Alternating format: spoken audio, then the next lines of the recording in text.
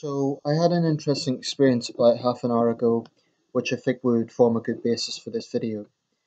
I was in a photography shop to get some pictures developed, put on a CD, and there was a middle-aged guy next to me. Hard to tell what age really. I'm guessing early 60s. Could have been late 60s. One of those people, it's hard to tell exactly. Anyway, the first thing was as I was kind of browsing through my photos, selecting which ones I wanted printed onto the CD, burned onto the CD. He was kind of looking over, which I thought was a bit rude and a bit wasn't used to that. So sort of then he kind of asked questions about the photos, and I felt a bit uneasy about that. So I sort of dismissed it and kind of changed the subject. The thing is, when I'm in, I should give a bit of background here. In the UK and particularly in Northern Britain, it is quite normal that strangers start conversations with people.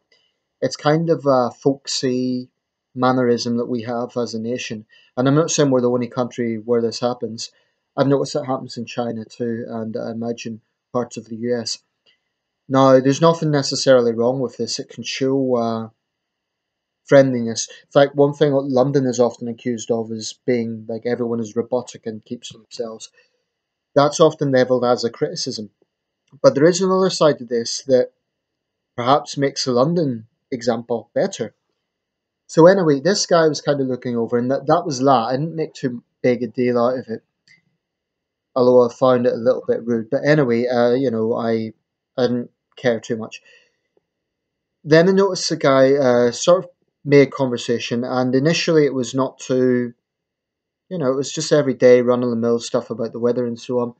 But then he noticed a puppy I was wearing and the year on it, and he said that he was an ex-soldier, and he went on to say something about the year being wrong. And then he started getting into his politics, and it wasn't right wing politics as one might expect. It was actually hard left politics. And he was saying he wears a white poppy for peace, and it was. And then he showed me a picture of himself with Jeremy Corbyn, and this was all a little bit like, okay, well, I'll just kind of humor the guy. I'll kind of go along with it. But then he went into a diatribe against.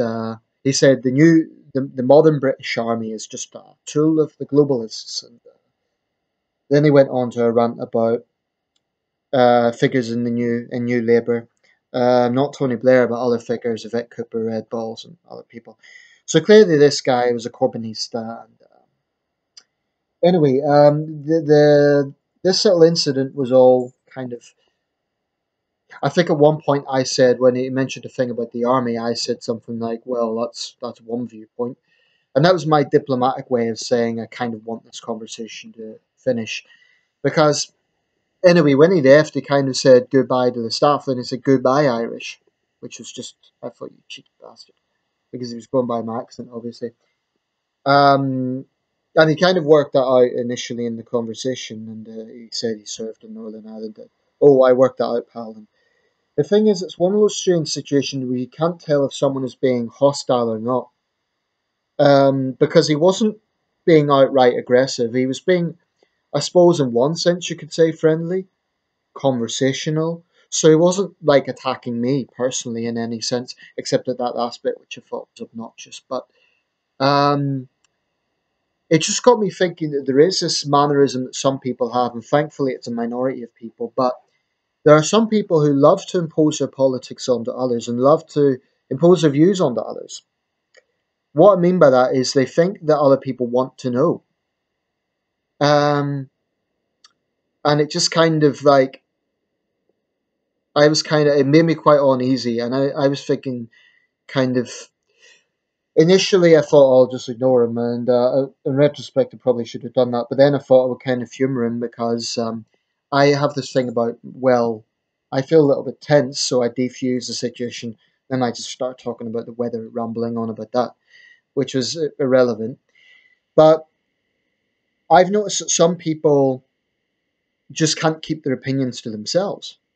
And the thing is, in a society where we really value free expression, I think some people think that gives them a green light to pontificate and to impose that onto other people. No, it's not like he was saying I have to agree with him, but assuming that a stranger is going to share your viewpoint, or assuming that a stranger wants to hear your viewpoint, is obnoxious. I'm opinionated. I make these videos and I'm very opinionated, and I'm a very political person. I'm not going to deny that. I make videos that are politically charged and I touch on a lot of controversial issues. But what I wouldn't dream of doing is going up to a stranger in a place like a photography shop and kind of pontificating my views. I just think that's obnoxious. If I was at a political rally, say I went to a pro Jeremy Corbyn rally, I would expect that. You'd expect a charged environment. And I have been in situations, real world situations, where I've been in confrontations with people. But that was expected because it was a political environment. And in that case, it was a Scottish referendum. But when you are trying to just get on with your own business, it's I just find that obnoxious for people to come up and put their views onto you. Now, I'm opinionated, but I wouldn't go up to a stranger in the outside world and kind of impose my viewpoints. And I do have strong views. This is the thing. It's not that I'm kind of a wallflower or that I just agree with people for the sake of it. Sometimes, though, you have to be the diplomat and you have to kind of, if you know something is going in a certain track, you humour people. So I'm no Corbynista, and I don't have much time for that sort of hard left politics. But I could have got into a big, long winded debate with this guy and told him why I think he's wrong. And, then because given the mannerism this guy was approaching, it wasn't the fact that I was intimidated by him, not at all. He was a frail old man, but it's more the point that I can't be arsed with this. I came here to develop my photos, not to get into a political conversation with a stranger. It's just very, and it's not always a bad thing. I mean, if you're on the train, it's a long journey, and someone talks about, like, it's a genuinely amicable conversation, which I've had on numerous occasions. That's fine. I don't think there's anything wrong with that. But there is a difference. Some people just don't know where to draw a line. They don't know that other people don't necessarily want to hear their strong opinions on something. And it's not that the man doesn't have a right to opinion. It's that there is a time and a place, and you don't just go up to strangers and impose your views. And the Irish thing did bug me a bit. I admit it is one thing that gets under my skin because it's just ignorance. I'm as British as the next man, and it's if he hadn't been pissing off out of the door, I probably would have remonstrated with him on that one. And in a sense and plays, he was leaving because if he kind of said it there and then, I probably would have got defensive, and then it would have been a awkward situation, and probably the staff would have felt uneasy as well. So I just don't have much time for people that think they can impose their views onto strangers. It's bullshit. If a politician or is campaigning, then okay, you want to hear their point of view because you want to know what their values are, if you agree with them or not, whether you're going to vote with them, whether or not you're going to vote for them. And if you are at a political event, you expect it. Especially in the US, all the time you see highly charged street debates, people getting in each other's faces and stuff. And I don't think it's necessarily a good thing, but you expect that at a political event. But you wouldn't expect it if you're sitting in a coffee shop or you are getting photographs developed or whatever you're shopping. In those situations, I think people should just know where there is a time and a place. So, yeah. Anyway, let me know what you think. Do you think that people should be true to themselves and always say what's on their mind? Always? I don't think they should. I think there's a time and a place.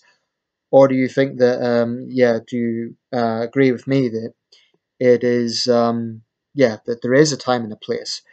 Um, I don't really see much basis for any argument that would say that people can just pontificate like that. The man can have his views, clearly strongly held views, but I don't think you can impose that on. I don't know whether it was because he was younger, like he was thinking he could maybe patronize me. I don't know.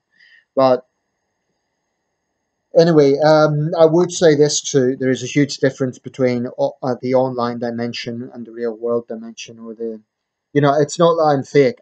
What I say online, I would be prepared to defend in the real world. But there is a time and a place, and if someone wants a political argument in that sort of environment, I'm not going to get into it. I'm just going to kind of humor them and play the devil's advocate or change the subject. It's not even on a political person. What I notice about some political people is they don't know when to draw the line, and then they fail to understand that instead of just being having passionately held views, you're just looking obnoxious.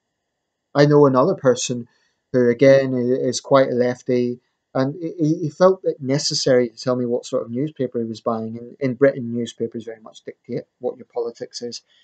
So he said, "Oh, I'm going to buy a newspaper." And I was like, "All right, Chris, take care." Morning Star, and I'm like, "Very good." Morning Star is basically a socialist newspaper, and I'm thinking that's great, but you know, unless you are a candidate and you're involved in a debate or you're campaigning for someone or you're at a protest, then I think people should keep the politics to themselves, or unless they're making a YouTube video. But in the real world situation, most people don't appreciate politics being rammed down their throat. Even political people like me don't appreciate it.